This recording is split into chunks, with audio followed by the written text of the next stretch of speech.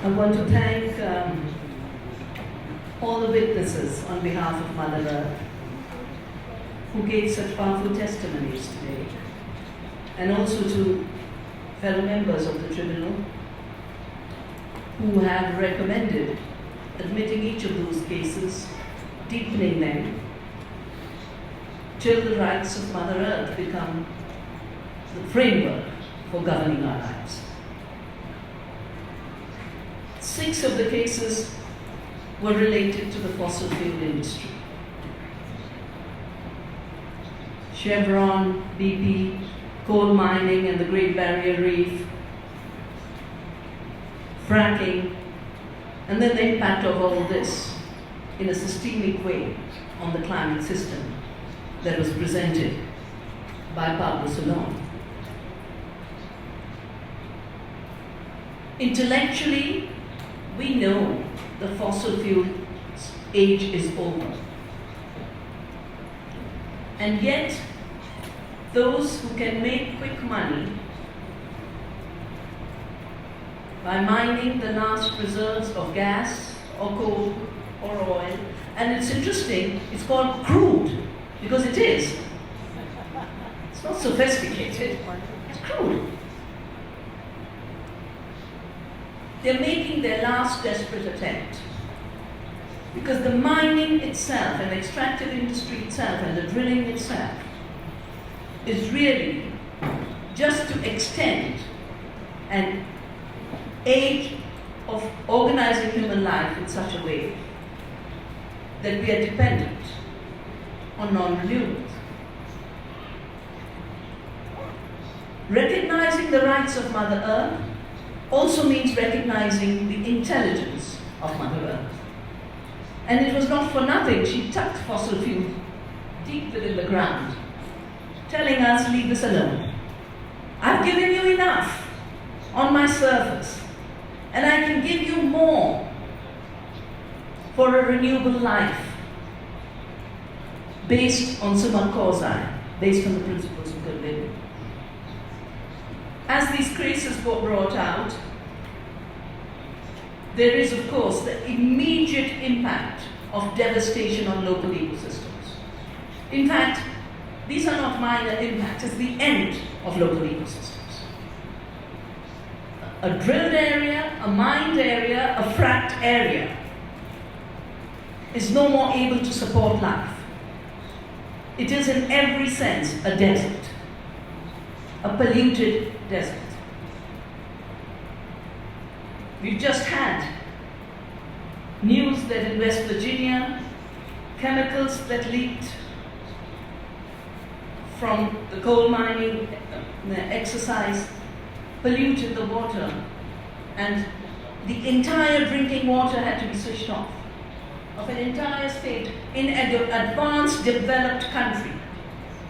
Now, shouldn't the measure of being advanced include clean water, include our duty to keep our water systems clean? And isn't it primitive to destroy our water systems? In addition to these local impacts, we were also told about both the global impacts as well as impacts that a few years ago we used to talk in terms of centuries. Climate change discussion used to be about by the next century. Pablo Salon's presentation on climate change as a systemic violation of the rights of Mother Earth, as well as goes to its recommendation that this case be admitted, giving us the figures that by 2016 or 2018, the Arctic ice will go. We are talking of now. We are not talking of the future. And in terms of the destruction, we are talking of lives being lost today. I come from another mountain system, the Himalaya. I spent all my life there. I was born there, I've grown up there. Yet this summer we had the most extreme climate event on the 16th and 17th of June. rain into months that would fall throughout the monsoon season normally. The glaciers were anyway melting, glacial lakes had formed, and those lakes burst. The floods that were caused took to 20,000 lives. Homes are gone, roads are gone, schools are gone, bridges are gone, and it's going to take a minimum of 50 years to rebuild lives of those who survived, because we're working in rehabilitation. My son here, Karthikeya, has made a film after the flood, where every person in those beautiful valleys of our mountains is saying, it is human action, it is human greed, it's human sin, and it's human stupidity that is making Mother Nature react. That's the reading of all communities that are related to the earth and haven't separated themselves.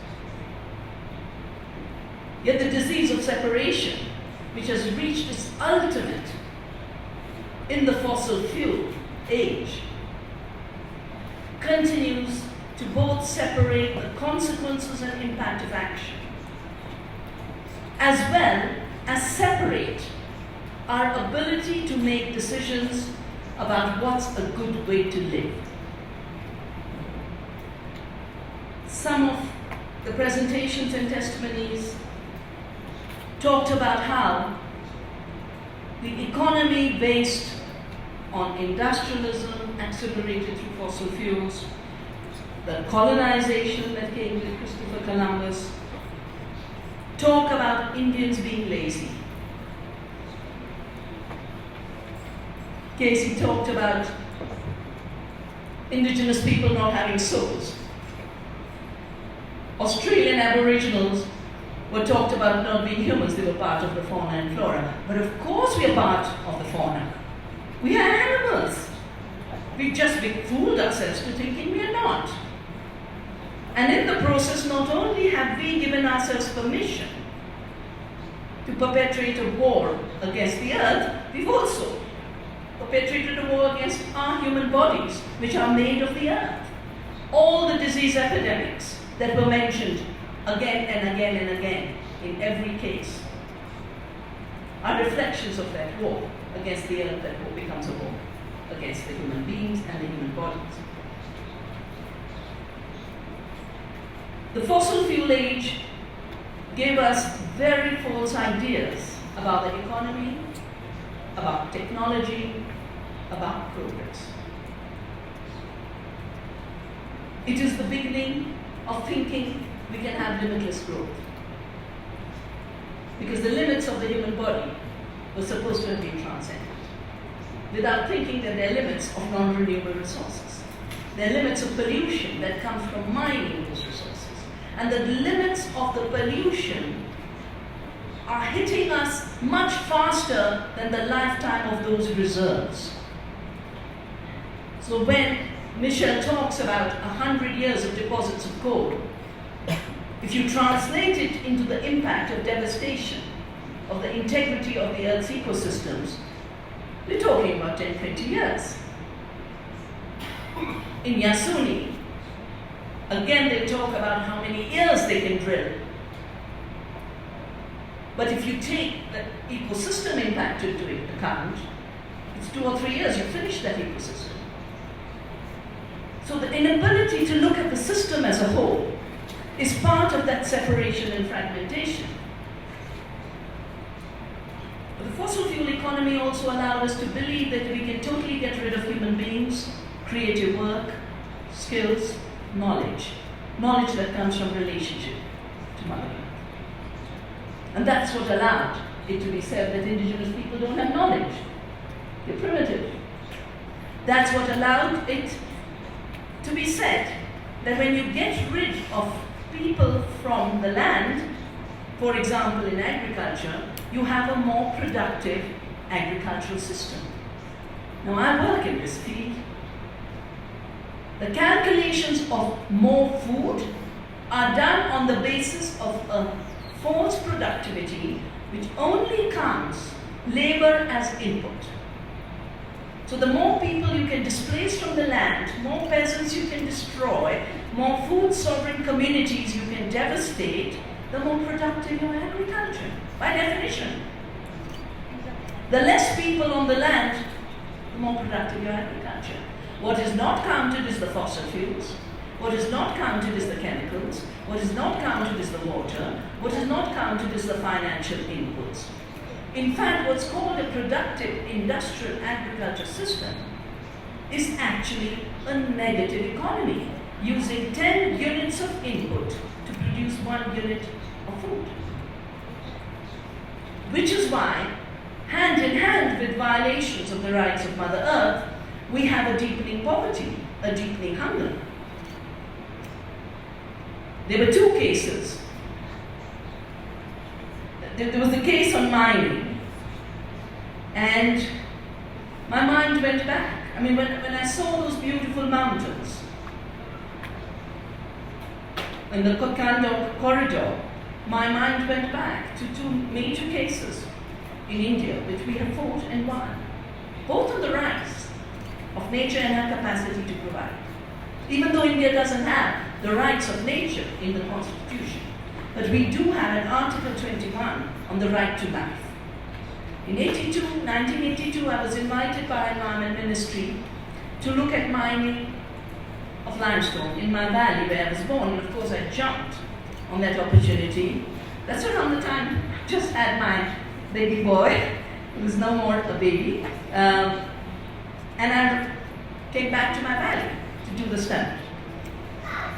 We did details of how much revenue was coming from mining, what the mining was doing to water bodies, river systems. Limestone is an aquifer.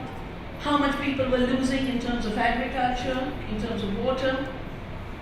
At the end of it, we done a calculation that the limestone left in the mountain was providing water through a system that, if the Romans had to build it, would have cost us 20 billion rupees.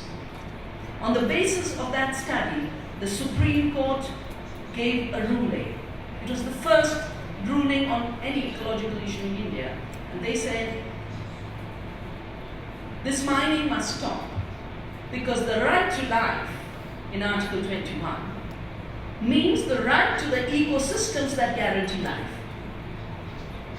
And since mining is destroying the basis of the provisioning of water, it is violating Article 21 of the Constitution. And the mines were shut down, our valleys declared a green valley, and every factory dependent on those mines, the cement factory, the carbide factories, have all been shut down. Life in our valley was saved. Otherwise, it would not have been a livable valley. The water would have been gone, the pollution would have made it impossible, everyone would have been asthmatic, everyone would have left.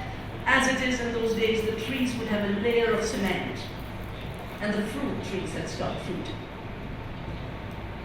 More recently, a mining of bauxite was planned in a beautiful mountain, which the local indigenous community of the Dongria called the Niamgiri, the mountain that upholds the sacred law, and for them it upholds the universe.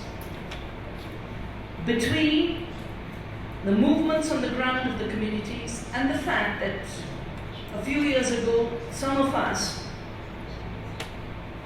worked, and I was made a member of the drafting group of a law, we said indigenous people and their rights were not recognized. This is a great historic blunder, and it must be corrected.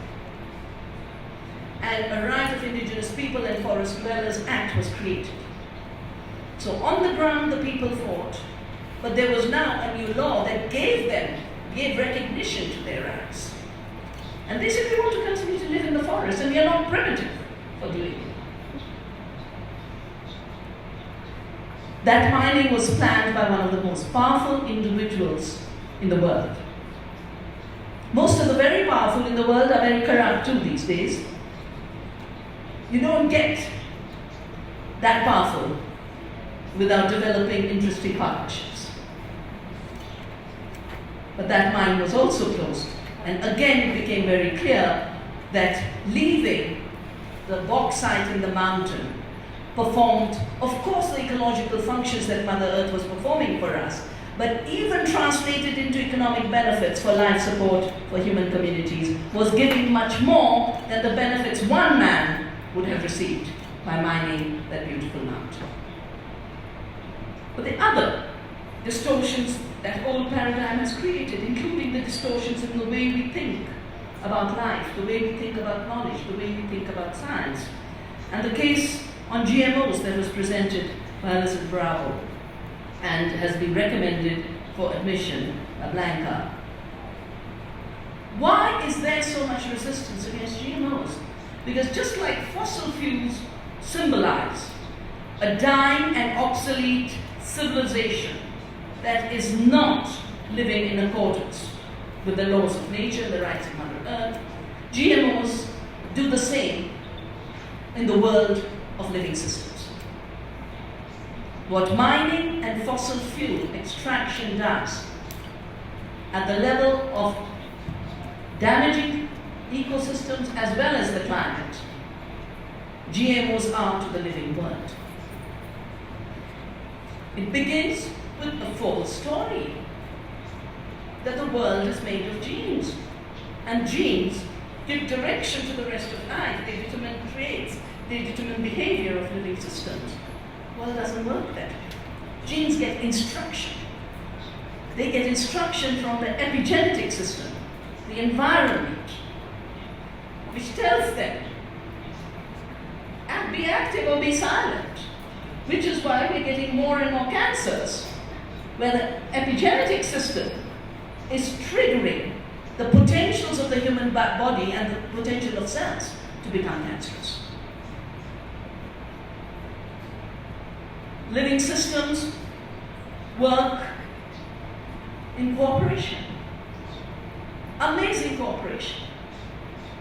The kinds of cooperation that Blanca was pointing out, and the kind of cooperation that comes through diversity. Monocultures only create competition. Diversity creates cooperation. And the evidence is now becoming so clear that actually ecological systems, indigenous systems, native seeds produce much more food. 72% of the food is coming from small farms, doing ecological agriculture, using local seeds, indigenous knowledge. Only 28% of the grain is coming from industrial farms, and only 10% of the GMOs, corn and soya, get eaten. The rest goes for biofuel and animal feed.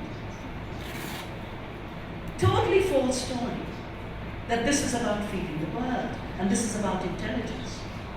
There are three levels at which GMOs are violating the rights of Mother Earth. The first is because GMOs are created in order to have patents, which in effect means those who hold a patent have created that entity, have invented life, have invented the corn seed. This is a violation of the intelligence and creativity of Mother Earth, which gave us the amazing wheats and the rices and the corn and the beans. In India, we had more than 200,000 varieties of rice, 1,500 varieties of wheat, thousands of varieties of corn in the corn cultures. Now, corporations do not invent life. They can only pollute life. They can appropriate functions of life. That's why I'm so happy that our patent office rejected a patent of Monsanto recently, and we had, through our movement, put into our patent amendment laws an Article 3J, which said biological processes are not inventions because they're processes of Mother Earth. Article 3J of the Indian Patent Law rejected a Monsanto patent on inventing climate-resilient traits. The second violation of the rights of Mother Earth is scrambling the evolutionary tree of life. Corn did not evolve to have a Bt toxin in it. This is pollution of evolution. In Brazil, they were trying recently to legalize something we have prevented from being allowed commercially, the Terminator technology, which would genetically engineer seeds to be sterile by design when the laws of Mother Earth is fertility by design. The third violation of the rights of Mother Earth, so beautifully articulated by Blanca, is that working with the earth, we produce more food. We produce better food. We produce tastier food. We produce more nutritious food. And therefore, GMOs as a system and the latest expression of a model of a fossil fuel-based industrial agriculture, which is destroying 75% of the planet's soil, the planet's water, the planet's biodiversity, and is contributing to 40% of the greenhouse gases, leading to climate instability. It's a very big piece of the ecological damage on the planet. That model, and GMOs in particular, are violating the rights of Mother Earth in her potential to provide the abundance of food that we need. It is blocking nature's capacity to feed humanity and all species and all beings on Earth. We also had the presentation from Earth's defenders of the rights of Mother Earth. And I think it is extremely important to see how a system based on fossil fuels, on extractive industry, on this very partial productivity assessment, a very full story of what's intelligence, what is progress. It must by necessity evolve into a system that can only exist in militarized form, in violent form.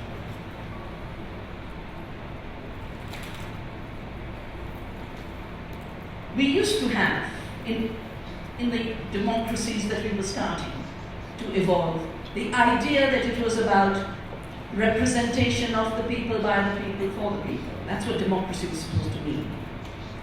And with globalization and the growth of corporate power, very rapidly our states mutated into corporate states, which became of the corporations, by the corporations, for the corporations, which started to then dismantle the laws. And everywhere we hear, whether it is the Halliburton loophole introduced by Bush and Cheney, or the removal of environmental regulation in India going on right now, 2 environment ministers who said these are the laws have been thrown out. And the oil minister is now the environment minister.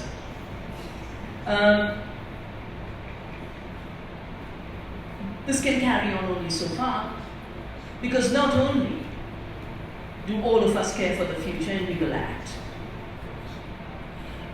but the rights of Mother Earth are related to the rights of survival of human communities. So the resistance is growing everywhere. No one will have a fracking in their backyard and say, go on fracking. They will resist. No one will have a drilling in their neighborhood.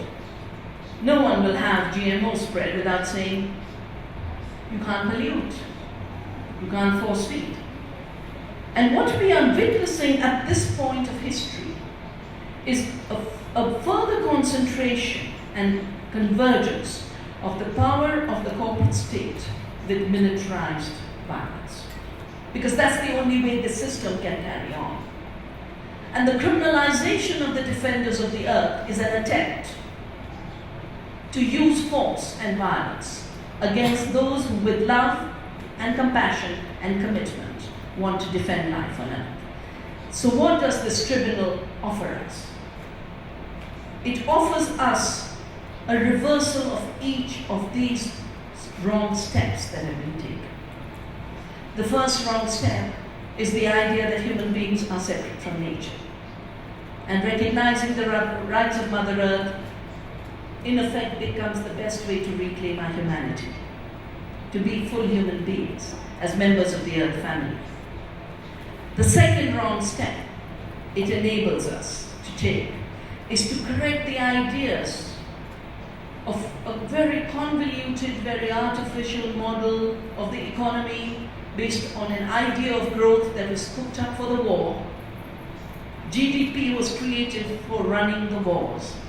Gross domestic product was designed to release money from society to the war economy. And what was supposed to have just been used for a short time has become a permanent instrument of war against the earth and war against people. Every destruction is justified in the name of growth.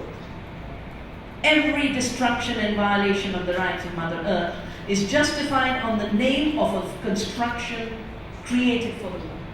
It is time to put that construction behind us. And the world is waking up to it. I work with the government of Bhutan, which has asked us to help make a transition to 100% organic Bhutan. But many years ago, Bhutan decided it was not going to follow the typical development model. It was not going to chase GDP and GNP. It was going to maximize the happiness and well-being of its people. So they measured gross national happiness, not gross national product. And happiness and well-being is precisely what Summa Kozai captures. Gives us an opportunity to redefine categories of who's primitive. Because people who lived close to Mother Earth were defined as primitive. Recognizing the rights of Mother Earth allows us to recognize that those who obey the laws of Mother Earth are the most advanced civilizations on this planet, and the rest must follow.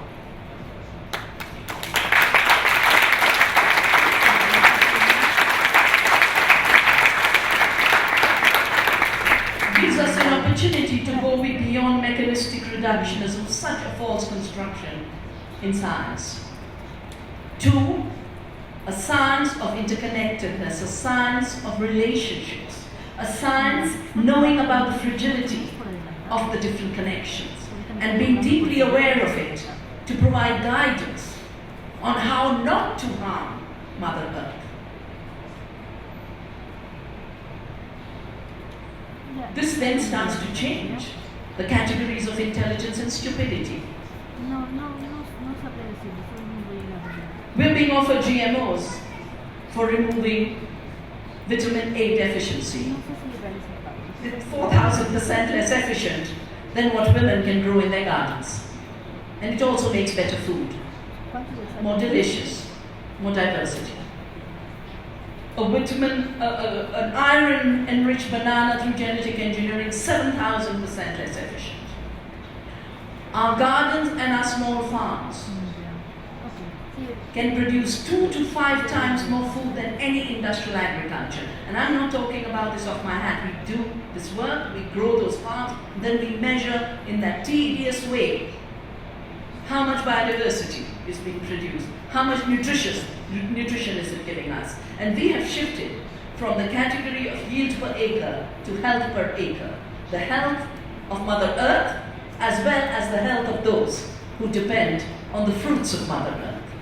And the health of Mother Earth depends on healthy soils, rich biodiversity, and as the prosecutor, who is back just in time, talked about the butterflies and the bees and the pollinators, and they're waking up to the fact that pollinators alone contribute $50 billion annually to production, just by doing their work. Now the old mindset, I call it the fossilized mindset of the fossil fuel era.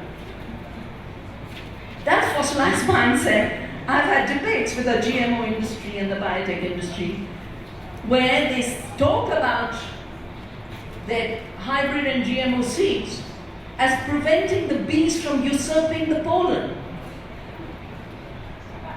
In their worldview, nature doing her own thing is stealing their profits. And that is why this idea of the green economy that was mentioned by Pablo Salon becomes so important. Because having devastated so much of nature, they're now looking at how to commodify the remaining functions of nature and exploit the remaining ecosystems of integrity. And they call it the green economy. I call it the greedy economy. Because, green is both the color of the planet and her clothing, but it's also the color of that note in your wallet, if it's a green one. So green can be the color of greed, or it can be the color of Mother Earth. And which green we will grow depends on the paradigms we choose. This tribunal and the process from which it has emerged and the process into which it will grow, hopefully, will allow the growth of the green of the earth.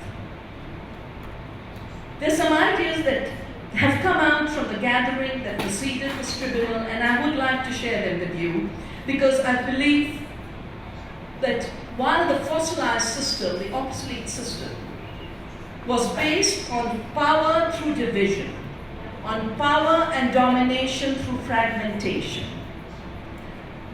the resurgence of the rights of Mother Earth is based on connectedness and on synergy. For example, the tribunal that's sitting here and the cases that were presented from around the world. But more importantly, synergies at every level of change. The grassroots movements, tribunals like this, systematic work every day of our lives. One of the things that has come out repeatedly in the discussion is that what we are living through is a continuity of 500 years of colonization. And I was just told last night that colonization is derived from Christopher Colon. We didn't have a word called colonization before that. Of course, we have new colonizations which are called development and progress. A suggestion has come that to implement the suggestion that was made by Carlos Perez, that we have to decolonize if we have to survive. If we don't, we are moving towards suicide. 12th of October is celebrated as Columbus Day. Let us start celebrating from this year onwards as the beginning of decolonization as a global movement by recognition of the rights of Mother Earth.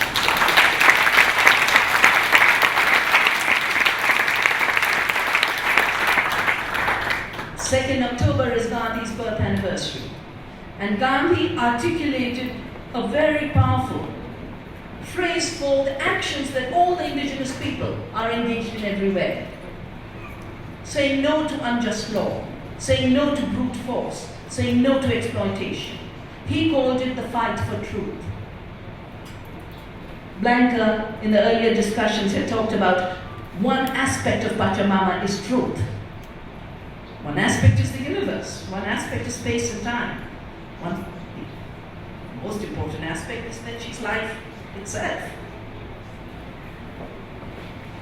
I think we should start celebrating 2nd of October as non-cooperation and de-recognition of all unjust laws that violate the rights of Mother Earth. A satyagraha for the earth.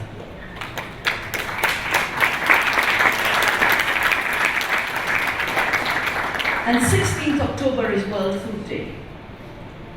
This year it's also supposed to be the year of the family farm. But the family farms work in cooperation with Mother Earth. They're not based on huge machinery and external inputs. They're based on working with the fertility of the soil, the renewal of the seed. Let us celebrate this year, the World Food Day, 16th October, as the day of the rights of Mother Earth and her giving us food. And turn it into a day of thanksgiving, turn it into a day of gratitude, and turn it into a day of commitment to not allow a destruction of our potential and capacity. This tribunal was called the Seed Tribunal. It's a seed sown which has a lot of potential. I support all the tribunal members who have recommended admission of all the cases for a deepening of the processes for justice. and a deepening of the processes to stop the violation and violence against the earth. I know the creativity that we derive from the earth is a creativity that cannot be stopped. It cannot be threatened. It cannot be extinguished. And it's from that we need to go beyond the culture of fear that is being created by attacks and criminalization of defenders of the earth. You know, they're criminalizing savers of seed. And we are having to deal with making people confident that they can continue to save seed and work with seed according to the laws of the earth, not the laws of Monsanto that create a monopoly. I think we started on a beautiful, exciting journey of finding new paths collectively. This is a small seed that I can see growing into a magnificent tree with many branches. Let's nourish it, water it, and hug it.